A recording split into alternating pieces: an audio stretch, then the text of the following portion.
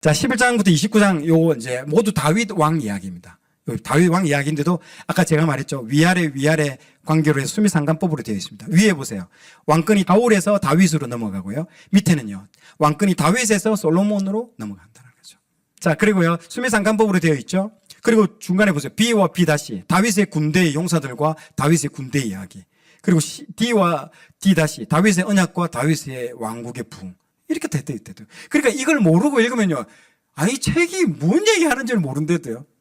이게 밝아내야 됩니다. 이게 뭡니까? 이거 우리 생선가시 밝아내듯이 밝아내서 이렇게 딱 읽어보면 명확하게 드러나는 겁니다. 아, 지금 뭔 얘기 하려고 하는갑다라는 것들을 알 수 있는 겁니다. 그리고 사울 이야기는 생략해버립니다. 아까 말했죠. 딱 넘어가 버렸다는 그 얘기 한 장으로 줄여버립니다. 한마디로 사울은 악한 왕이기 때문에 하나님 버리고 다윗을 선택했다라고 가볍게 묘사하고요. 넘어가 버립니다. 무려 20장 가까운 거를 다윗에게만 할애를 해버립니다. 다윗에 대해서 바세바 사건이나 압살롬 반역, 왕자의 난 이런 거 부정적인 얘기는 삭제하고요. 다 뭔 얘기로 성전 건축으로 다 때려 넣어버린 거예요. 전부 다. 그래서 사무엘서 보면 사울이 죽고 나서 다윗이 남유다 왕권을 쥐었지만요. 북쪽 지파 10개 지파가 다윗을 인정하지 않았기 때문에 7년 6개월 동안 내전을 겪습니다. 그거 아시죠? 그게 사무엘 얘기에 다 나오잖아요. 마침내 다윗이 그 사울의 군대 장관이 되었던 아브넬의 중재 때문에 통일 왕국이 이제 될 수 있었습니다. 그런데 역대기에서는 그렇지 않게 보고 있습니다. 이 다윗의 군대 이야기를 보면요, 온 이스라엘이 아주 적극적으로 합심해서 일치 단결해가지고 다윗 왕을 추대한다라는 그런 내용으로 나와 있습니다. 그래서 선생님이 물어보는 거, 선생님 틀린데요 내용이. 그러니까 관점이 다르댔대요. 그러니까 내전의 상황을 아예 표시를 안 해놓습니다. 예, 그런 식으로 일부러 묘사합니다. 왜냐하면 지금 돌아왔던 이 사람들은 일치 단결이 돼가지고 이 땅을 회복시켜야 되는데 내전 이야기 할 필요 없는 거죠. 다윗과 찬양과 기도 이야기도 마찬가지입니다. 저 보세요.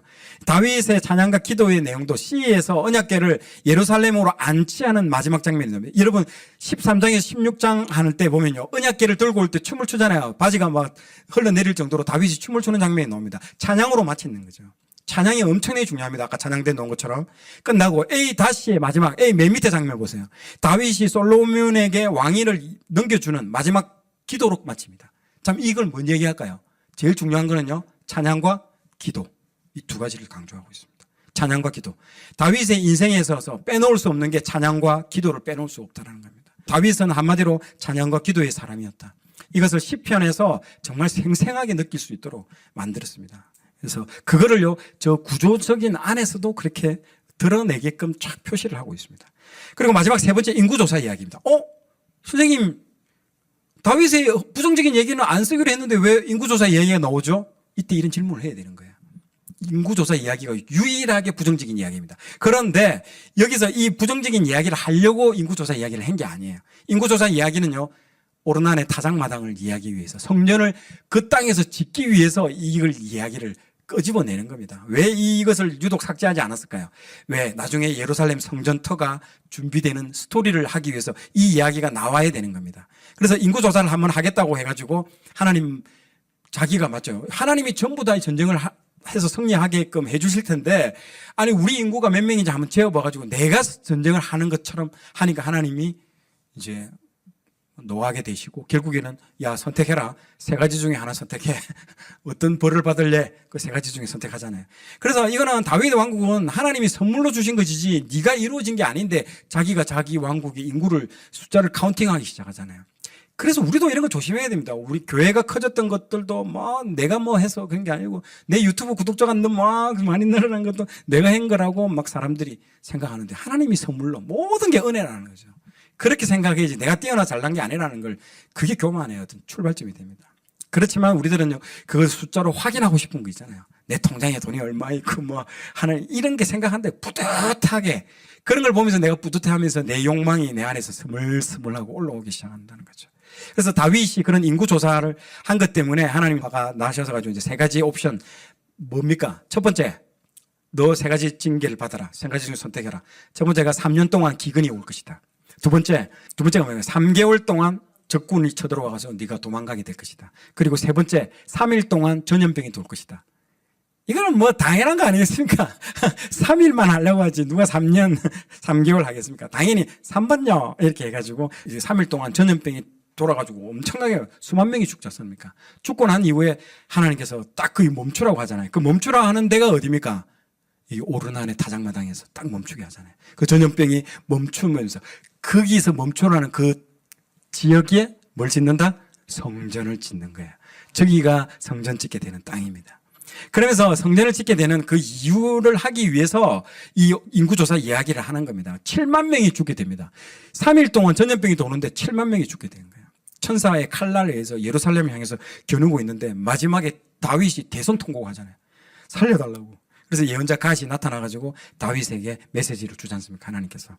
그래서 이제 여부수 사람 오르난의 타작마당에 서서 너 번제를 드려라. 여기서 단을 쌓고 속죄제사를 드려라. 그래서 다윗이 거저 주겠다고 오르난이 이 땅을 거저 주겠다고 하는데 안 된다. 돈을 주고 사야 된다. 얼마 주고 샀습니까? 금 600세겔.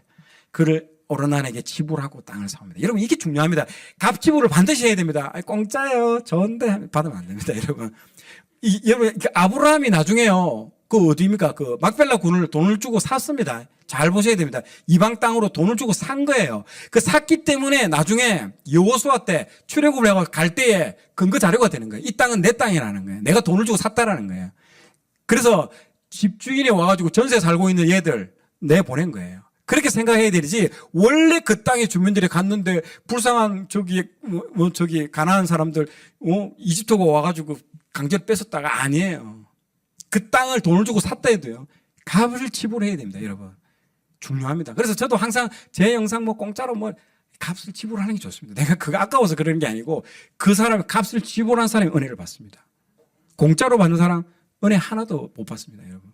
모든 것은 값을 지불해야 됩니다. 값 지불해요. 예수님이 그 값 지불을 하신 거잖아요. 십자가에 물과 피를 다 쏟은 게 그 값을 지불하고 죄에서 우리를요 속량하고 값을 주고 사온 거잖아요. 값을 지불하고 우리를 사온 거래도요. 공짜가 어디 있습니까? 하나님은 신이면 야 죄 없다고 치자라고 얘기할 수도 있잖아요. 절대자인데 그렇게 하지 않다는 거죠. 값을 지불하고 사온 거예요. 엄청난 큰 값을 지불하고. 그리고 여기도 마찬가지예요. 돈을 지불합니다. 정확하게 아는 거죠. 영적인 세계를 아는 사람은 값을 지불합니다, 여러분. 시간을 지불하고 값을 지불하고. 그래 타작마당을 사서 속죄제사를 드렸더니 하나님이 그때 진노를 그치고 그 오르난의 타작마당부터 전염병이 딱 서게 되는 겁니다. 그래서 다윗 잘못에 대해서 이 사건 하나만 소개하죠. 그래서 역대기 저자는요 다윗이 잘못한 사건을 끄집어다가 이제 기록을 이제 왜 했느냐 아까 말했듯이 여기서 이것도 성전 얘기하려고 그걸 끌어오는 거예요. 인구조사 이야기를요. 성전을 여기서 지었다라고 하기 위해서 모든 포커스를 지금 다 어디다 맞추고 있습니까? 성전이에요, 성전. 이만큼 성전 얘기를 중요하게 생각하고 있습니다. 자, 마지막 22장부터 29장까지는요. 이 사건 후에 이제 29장까지의 이야기는요. 모두 다윗이 성전을 건축하고 제가 아까 오르난 타작마당에 예배를 구성하는 이야기입니다. 성전 건축 준비와 예배를 구성하는 이야기들로 다 차이져 있습니다. 이 장들에서는요. 마지막 통치기는요. 화려한 절정에 도달하고 있습니다. 그러면서 역대기에서 다윗은 찬양대와 예배 음악을 구성하는 음악가입니다. 여러분 그걸 잘 아셔야 됩니다. 음악 하시는 찬양 좋아하시는 저 청년들 우리 다 어린 세대들 잘 들으셔야 됩니다. 찬양은요 테크닉이 아닙니다, 여러분. 테크니션을 지금 막 기타 막 하고 피아노 막 화려하게 여러분 그거 절대 아닙니다. 다윗 보세요. 사울 왕궁에 사울이 정신병을 들이켜 악기가 들렸는데 그 사울 왕궁에 악극단이 얼마나 많았습니까? 최고의 그 이스라엘 전체에서 최고의 테크니션들이 음악하는 연주가들이 다 있었다 해도요. 그런데 이 악기를 못 쫓아냈대도요. 그 테크니션들이 최고의 연주자들이. 그런데 다윗은요. 광야에서 그 끈 떨어진 거 수금도 그 10,000원짜리 있잖아요. 10,000원짜리 1,000,000원짜리 악기가 아니고 끈도 하나 떨어진 뭡니까 이걸 수금과 비파라고 하잖아요. 샤르륵 한 번 샤르륵 띠리링 어머나 악기가 나가버린 거예요. 그럼 그걸 아셔야 되는 겁니다. 뭘 해주는 줄 아십니까? 찬양팀들은요. 말씀대로 살아내는 걸 해야 돼요. 일주일 내내 말씀을 듣고 큐티하고 그 말씀대로 그러면 그 사람이 악기가 삑사리가 나고 있잖아요. 용사 무슨 영사 있잖아요. 그 삑삑사리 나는 그런 것도 은혜가 되는 거예요. 그 사람의 그 영성이 선율을 타고 사람에게 영향을 미치는 것이지 그 테크닉이 영향을 주는 게 아니는 거예요. 사람들이 뭔가를 착각하고 있는 거예요. 다윗은 아무도 안 보는 그 광야에서 하나님 홀로 찬양을 올려드린 거예요. 그 영성이 얼마나 깊이 쌓였길래 한 번에 따라라라랑 사울이 싹 시원케 됐다는, 남에게 영향을 줄 때까지. 그런 찬양입니다, 여러분. 그래서 찬양은 악기를 통해서, 그래서 이 아삽, 헤만, 여두둔 이런 후손들이 연주했던 수많은 종류의 악기들이 이때부터 다윗의 악기로 이제 불리기 시작하는 겁니다. 자, 오늘 내용이 좋았다면 좋아요, 구독 부탁드리겠습니다. 좋아요, 구독, 알림 설정은 콘텐츠 제작에 큰 힘이 됩니다.